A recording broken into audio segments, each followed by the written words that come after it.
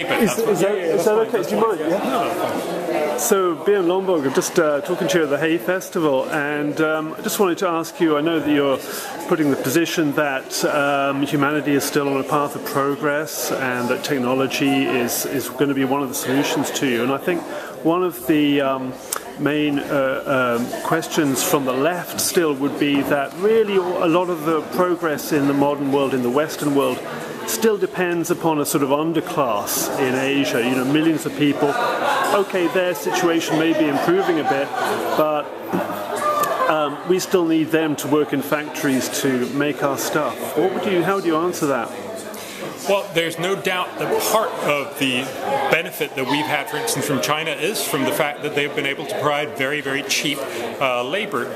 But a very large part of what we've seen in economic growth in the post-Second World War period is from innovation, that we've been able to produce ever more goods, ever cheaper, in ever smarter ways. And that's not going to go away. That's actually going to increase in speed probably because we get more and more smart people thinking about smarter ways of doing stuff in a way that will mean that you and I will have products and services that will be ever more cheaply produced.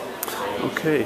And how, we've just heard you in interesting discussion there on the panel, the world in our hands discussion. And your point is that we need to invest in research and development to clean energy, that the only real way out of the climate change issue is to make clean energy cheaper. How close are we to that, though? We're not particularly close. There's a lot of governments that invest a lot of money into subsidizing existing technologies of green energy. We know that they're all very inefficient.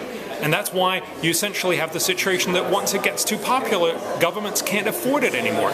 I want us to find a different and much smarter way forward, namely not invest in existing inefficient green technology, but invest in research and development into new generations of this technology. Now, it's not going to make us feel good because we're not going to put up those wind turbines right now. We're not going to put up those solar panels right now. But if we could make them much cheaper in the future, that is that they would become cheaper when you have put into place all the extra distribution and storage and all that stuff into place. If we could make that cheaper over the next 2 to 4 decades, which there's good reason to believe we could, then of course we will solve global warming because everyone will switch, not because they're green or because they're forced by Kyoto Protocol, but because the technology is cheaper. Okay, and Nigel Lawson said at the end there that he thinks global warming is a huge distraction from much more important, more immediate problems like poverty. Would you agree with that? Well, I think it's important to recognize the world can handle more than one problem, but we have to be honest and say if everybody focuses on global warming, a lot of other problems slide off the floor. I think global warming is an important problem. We should talk about it, but we should put it into context. Global warming will probably cause about 0.7% global damage from GDP over this century.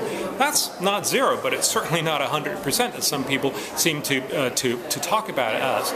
And of course, many other problems, the fact that a quarter of all deaths are caused by easily curable infectious diseases, the fact that there's still more than 1 billion people poor, there's so many other problems that we also need to fix. So no, let's not make it an either or, but let's make sure that we spend money smartly on climate change so that we can also afford to tackle all these other problems. And finally, just one last question. Do you think that the tide is turning against the environmental movement's push for Kyoto-style solutions?